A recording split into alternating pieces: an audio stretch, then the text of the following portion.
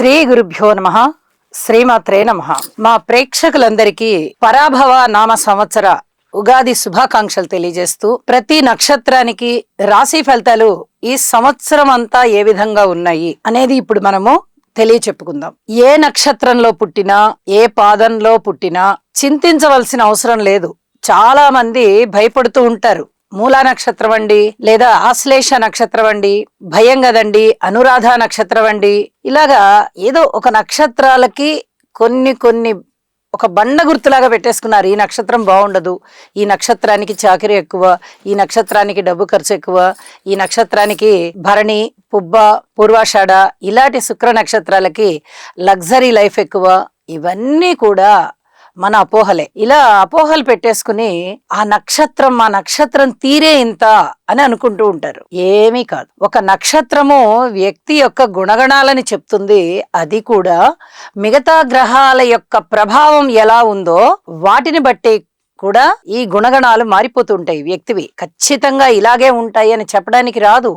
ఒక నక్షత్రానికి గాని, ఒక గ్రహానికి గాని కొన్ని వందల కారకత్వాలు ఉంటాయి. అన్ని ప్రింట్ కొట్టినట్టు ఒకేలాగా ఉండవు. అందరికి కొన్ని కలుస్తాయి.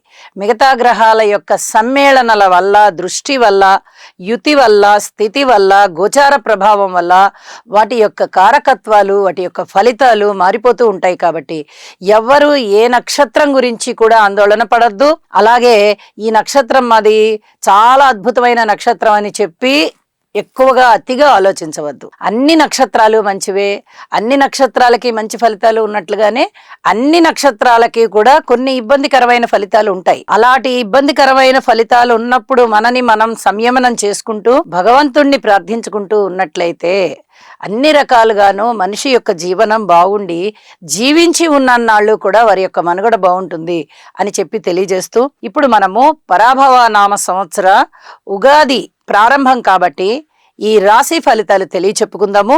ముందుగా గ్రహస్థితులు. 19వ తారీఖు మార్చి రోజున మనకి ఉగాది ప్రారంభమవుతోంది. అంటే శుక్లపక్ష పాడ్యమి అన్నమాట. ఆ రోజు నుంచి మళ్ళీ తిరిగి సంవత్సరం అయ్యే వరకు, అంటే ఫాల్గుణ బహుళ అమావాస్య రోజు వరకు కూడా సంవత్సర కాలంగా మనము ట్రీట్ చేస్తూ ఉంటాం. కాబట్టి ఈ సంవత్సర కాలానికి సంబంధించి గురువుగారు ఎలా ఉన్నారు, శనిగారు ఎలా ఉన్నారు, రాహుకేతువులు ఎలా ఉన్నారు అనేది చాలా ప్రధానంగా మనము పరిగణనలోనికి తీసుకుంటాం. అంటే మిగతా గ్రహాలను కూడా పరిగణనలోనికి తీసుకుంటాము. కానీ సంవత్సర ఫలితాలు చెప్పేటప్పుడు దీర్ఘకాల సంచార గ్రహాలని ఎక్కువగా పరిగణనలోనికి తీసుకోవడం జరుగుతుందన్నమాట. కాబట్టి ముందర ఈ గ్రహస్థితులు ఎలా ఉన్నాయి అనేది తెలియచెప్పుకుందాం. గురువు గారి యొక్క స్థితి మిథున రాశిలో సంచారం 19 మార్చి 2026 నుంచి మనము గ్రహస్థితులు తెలియజెప్పుకుంటున్నాం.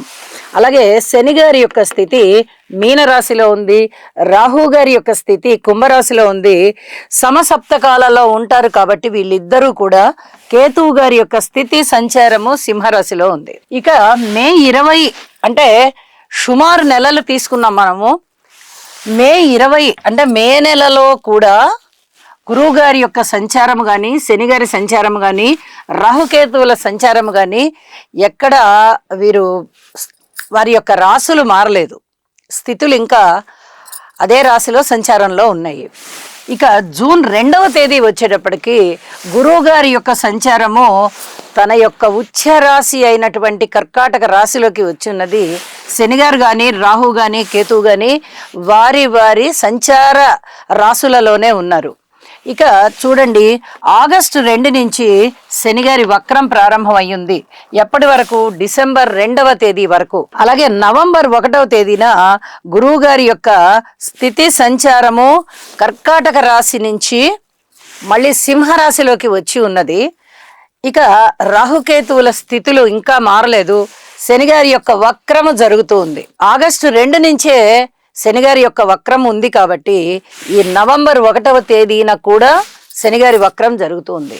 ఇక డిసెంబర్ 8వ తేదీన రాహు కేతువులు ఇద్దరు మారారు. శనిగారి వక్రం నడుస్తూ ఉంది. గురువు గారి యొక్క సంచారము కర్కాటక రాశి నుంచి సింహరాశిలోకి వచ్చి ఉండి అతిచారంతో ఇది సింహరాశిలోనే నడుస్తూ ఉన్నారైనా. ఇక రాహు గారి స్థితి సంచారము మకర రాశిలోకి వచ్చినది. కేతువు గారి సంచారము కర్కాటక రాశిలోకి వచ్చి ఉన్నది. ఇలా ఎన్నాళ్ళు అంటే ఇప్పుడు దగ్గర నుంచి ఇంకా 1.5 సంవత్సరాల కాలం రాహుకేతువుల యొక్క సంచారము మారబోవడం లేదు. ఇక డిసెంబర్ 8వ తేదీన శనిగారి వక్రము తీరిపోయింది. ఎందువల్ల? డిసెంబర్ 2 వరకే కాబట్టి శనిగారి వక్రము. శనిగారు మళ్ళీ రుజు మార్గంలోకి వచ్చేసి ఉన్నారు. గురువు గారి యొక్క స్థితి సంచారము కర్కాటక రాశి నుంచి వచ్చి ఉన్న సింహరాశిలోకి అదే సంచారం జరుగుతుంది. రాహు మకర రాశిలోకి వచ్చి ఉన్నారు, కేతువు కర్కాటక రాశిలోకి వచ్చి ఉన్నారు. ఇక ఈ సంచార కాలాలు రాహుకేతువులవి 1.5 సంవత్సరాల కాలం ఉంటాయి. కాబట్టి ఇక వీరి గురించి మనము ఎక్కువ ఆలోచించనవసరం లేదు. గురువు గారు మళ్ళీ తిరిగి వక్రిస్తున్నారు. డిసెంబర్ 23న వక్రించిన వారు జనవరి 26 వరకు కర్కాటక రాశిలోకి వెళ్ళిపోతున్నారు. అక్కడి వరకు వక్రించి ఉండి మళ్ళీ తిరిగి కర్కాటక రాశిలోకి వెళ్ళిపోయి ఇక ఏప్రిల్ 7వ తేదీన తిరిగి ప్లవంగ నామ సంవత్సరం వచ్చేంత వరకు కూడా గురువుగారి యొక్క సంచారము కర్కాటక రాశిలోనే ఉన్నది. గ్రహస్థితులు ఈ విధంగా ఉండగా ఒక విశేషం ఏమిటి అంటే గురువుగారి యొక్క స్థితి సంచారము 3 సార్లు మారుతోంది. ఇది చెప్పదగినటువంటి సూచన అన్నమాట.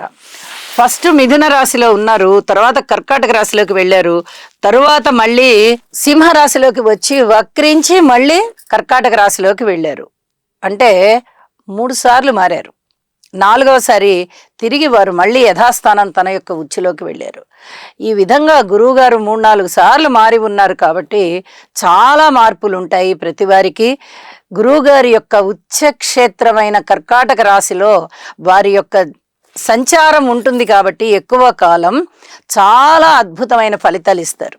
మిత్రక్షేత్రాలలో గాని స్వక్షేత్రంలో గాని గురువు అనేవారు చాలా పెద్ద శుభగ్రహం.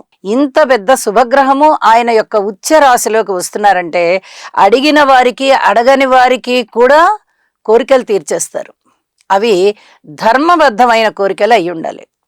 ఇది మనం బాగా గుర్తుపెట్టుకొని ఎవరికైనా జాతకంలో గనక కాస్త గుణదోషాలు చాలా మందికి ఉంటాయి, అందరికీ అద్భుతంగానే ఉంటుందని చెప్పలేము. గుణదోషాలు ఉన్నట్టయితే గురునామస్మరణ చేయడము, అలాగే గురువు గారికి స్తోత్రాలు చేసుకోవడము, గురు సేవ చేయడము, ఆశ్రమాలకి సేవ చేయడము, ఇలాంటివి గనక చేసుకున్నట్టయితే జాతక దోషాలన్నీ తగ్గిపోతాయి అని చెప్తూ ఇక రాశి ఫలితాల్లోకి వెళ్దాము. ధనస్సు రాశి వారికి చాలా చక్కటి ఆదాయం ఉంది. తృతీయంలో రాహు గాని, సప్తమంలో గురువుగారు గాని అద్భుతమైనటువంటి ఫలితాలను ఇస్తున్నారండి. ఇంకా వేరే వెనక్కి తిరిగి చూసుకోవాల్సిన పనేం లేదు. ధైర్య సాహసోపేతమైన నిర్ణయాలు తీసుకుంటారు, స్నేహితులు బాగుంటారు, బంధువర్గం బాగుంటారు, మనోబలం పెరుగుతుంది, సంకల్ప బలం పెరుగుతుంది. వాటిని చక్కగా అమలు చేసేటటువంటి ధైర్యం, సాహసం, ఉత్సాహం ఇవన్నీ ఉంటాయి. అర్ధాష్టమ శనిగారి యొక్క సంచారము మీకు కొంచెం ఇబ్బంది పెడుతూ ఉంటుంది కాబట్టి శనిగారికి తైలాభిషేకం చేయించుకోండి. ప్రతి 2 నెలలకి ఒక్కసారి చేయించుకోండి. ప్రతిరోజు నవగ్రహ స్తోత్ర పారాయణాలు చేయండి. ఇది చెప్పదగినటువంటి సూచన.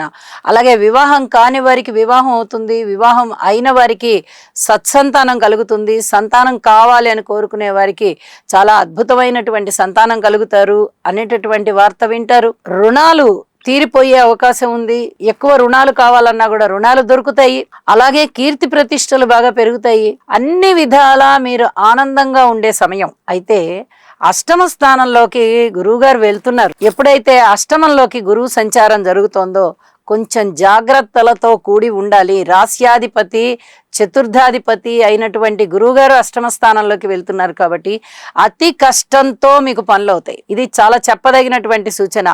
ఒక ఇల్లు కట్టుకోవాలన్నా లేదా ఒక స్థిర చరాస్తులు ఏవైనా సరే కొనుగోలు చేసుకోవాలి అనుకున్నా, ఒక ఉద్యోగం మారాలి అనుకున్నా ఆ సమయంలో కొన్ని రకాలుగా జాగ్రత్తలు తీసుకోవాలి. ఈ జూన్ 2 కన్నా ముందరగానే మీరు ఇలాంటి ప్రయత్నాలు అన్నీ చేసేసుకోవాలి. అప్పుడు మేమేదో ప్రయత్నం చేస్తామండి అంటే ఎక్కువ కష్టపడాల్సి వస్తుందన్నమాట. అలాగే నవంబర్ 1 నుంచి మళ్ళీ తిరిగి నవమ స్థానంలోకి వస్తున్నారు గురువుగారు. ఎప్పుడైతే నవమ స్థానంలోకి వస్తున్నారో అతిచారం చేత గురువు సంచారం సింహరాశిలోకి జరుగుతోంది కదా, మళ్ళీ తిరిగి అద్భుతమైన ఫలితాలు ఉంటాయి. అంటే మళ్ళీ కీర్తి ప్రతిష్టలు ఉంటాయి, ధనం ఉంటుంది, అప్పటి వరకు ఆగిపోయిన పనులన్నీ మళ్ళీ తిరిగి ప్రారంభమవుతాయి. ఈ అర్ధాష్టమ శని ప్రభావం తగ్గిపోతుంది కాబట్టి గురు బలం చాలా చాలా బలంగా పెరుగుతుంది. అంటే 2 రకాలుగాను మీకు ఉద్దాన పతనాలు కనిపిస్తున్నాయి. ఇక్కడ పతనం అనేది కాదు, స్తంభించడం అనమాట. ఇలాంటి స్తంభించడం, గురువుగారు అష్టమంలో ఉన్నప్పుడు శనిగారు అర్ధాష్టమంలో ఉంటారు, అంటే శని బలం ఉండదు, గురుబలం ఉండదు. ఇలాంటప్పుడు చాలా ఇబ్బందులు ఉంటాయి. కాబట్టి చాలా జాగ్రత్తగా ఈ సంవత్సరం చేసుకోవాల్సిన పెద్ద పెద్ద పనులు ఏవైతే ఉన్నాయో వాటిని ముందుగానే మీరు ప్రణాళికలు సిద్ధం చేసుకొని ఆ ప్రయత్నాలు ప్రారంభించండి. మీకు చాలా వరకు ఉత్తమమైన ఫలితాలు రావడానికి అవకాశం ఉంటుంది. సంతానం బాగున్నారు, విద్య బాగుంది, ఉద్యోగం బాగుంటుంది, ఆదాయం బాగుంది, కుటుంబం బాగుంది, అన్ని విధాలుగా బాగున్నారు. ఎప్పుడు జాగ్రత్తలు తీసుకోవాలండి అంటే డిసెంబర్ 8న రాహు గారు ద్వితీయంలోకి వస్తున్నారు. ఇక్కడ చాలా జాగ్రత్తలు తీసుకోవాలి. కేతువు అష్టమంలోకి వస్తున్నారండి. ఈ 2 ఇబ్బందికరమైన ఫలితాలే. గురుబలం బాగున్నప్పటికీ రాహు బలం బాగుండదు, కేతువు బలం బాగుండదు, శనిగారి బలం కూడా అర్ధాష్టమం. అష్టమంలో కేతువు, అర్ధాష్టమంలో శనిగారు, ద్వితీయంలో రాహు అంత ఇబ్బంది పెట్టకపోయినా కుటుంబ రీత్యా ఇబ్బందులు ఉంటాయి, అన్యోన్యతను తగ్గిస్తారు. ఇది చాలా జాగ్రత్తగా ఉండవలసినటువంటి విషయంగా నేను మరీ తెలియజెప్తూ ఉన్నాను. చక్కగా నవగ్రహ స్తోత్రాలు పారాయణ చెయ్యండి, రాహుకేతువులకి ఎక్కువ చేసుకోండి, శనిగారికి తైలాభిషేకం చేయండి. ఇవి చెప్పదగినటువంటి సూచనలు. పెట్టుబడులు పెట్టాలి అనుకుంటే గురుబలం బాగున్నప్పుడే, గురుగారు సప్తమంలో ఉన్నప్పుడు లేదా నవమంలో ఉన్నప్పుడు మాత్రమే పెట్టడానికి ప్రయత్నం చేయండి. ఇది చాలా చెప్పదగినటువంటి సూచనగా తెలియజేస్తున్నాను. అలాగే క్రమశిక్షణ విషయంలో ఎట్టి పరిస్థితుల్లో క్రమశిక్షణకి దూరం అవ్వద్దు. ఈ అర్ధాష్టమంలో ఉన్నటువంటి శనిగారి యొక్క సంచారము మిమ్మల్ని చాలా ఇబ్బంది పెడుతుంది. గురుబలం బాగున్నన్నాళ్ళు పర్వాలా, ఎప్పుడైతే గురువు అష్టమంలో ఉంటారో కర్కాటక రాశిలో అప్పుడు మీకు ఈ క్రమశిక్షణకి సంబంధించిన ఇబ్బందులు కనిపిస్తాయి. ఇది ప్రత్యేకమైన జాగ్రత్తలు తీసుకోవాల్సిందిగా మరీ సూచన చేస్తున్నాను. జనవరి 26వ తేదీకి గురువు గారి యొక్క స్థితి సంచారము తిరిగి మళ్ళీ కర్కాటక రాశిలోకి వస్తుంది. అంటే తిరిగి మళ్ళీ అష్టమ స్థానంలోకి వస్తుంది. మళ్ళీ చిన్నపాటి కష్టాలు, శారీరకమైన శ్రమ ఎక్కువ అవడము, ఏ పని చేసినా కూడా అంత ఉత్తమమైన ఫలితాలు రాకపోవడము, అప్పటి వరకు జరిగిపోయిన పనుల వల్ల ఉత్సాహంగా ఉన్న మీరు ఇప్పుడు మళ్ళీ పనులన్నీ పెండింగ్ పడుతున్నాయి ఏంటి అనే ఆలోచనల్లో పడతారు. ఇవన్నీ కూడా జాగ్రత్తగా మీరు ప్రణాళికాబద్ధంగా చేసుకుని ముందరికి వెళ్ళాలి అని చెప్పి మరీ సూచన చేస్తూ ఉన్నాను. శుభం.